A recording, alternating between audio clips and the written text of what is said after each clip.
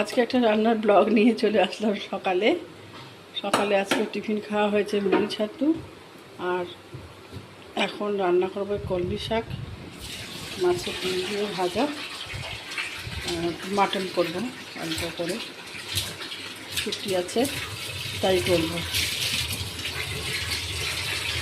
এবার হবে তো এতে? হ্যাঁ, রান্না করছি। তাহলে রবিবার তাহলে তোমার ইচ্ছা আছে যাওয়ার, তাই তো? ওখানে দেখো আসুক, তাহলে শুকনো লঙ্কা দিলাম, রসুনটাও দিলাম।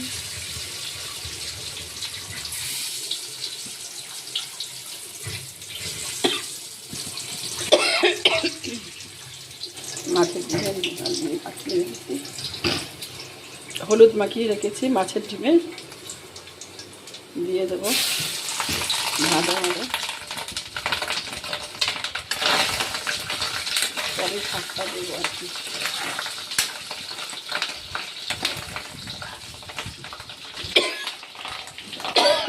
বাবা গ্যাসটা ঢুকে গেল পুরো একদম, মাস্ক করে নিলে ভালো হতো।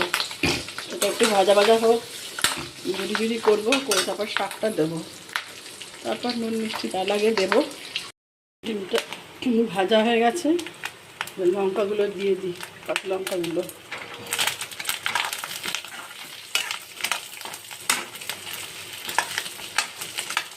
শাকটা দিলে জল বেরোবে, তখন তো মাংস নরম হবে। শাকগুলো দিয়ে দিই।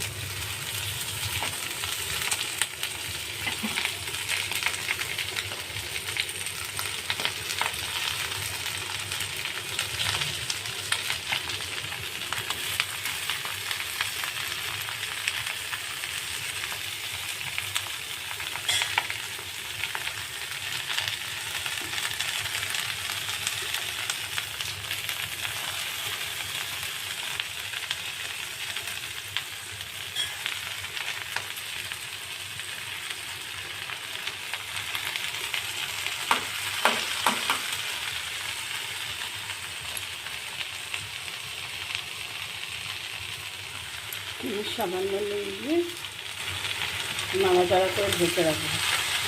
শাক দিয়ে একটু জল বেরোয়, সেই জলে জলে সিদ্ধ হয়ে যাবে। একটু নুন দেবো, আর শাকে হলুদ দেবো না, ডিমে হলুদ দিয়েছি, আর হলুদ দেবো না। মাটনটা এরপর রান্না করব। আলুটা ভেজে নেবো, তেলটা গরম হলে যে আলুটা ভাজবো।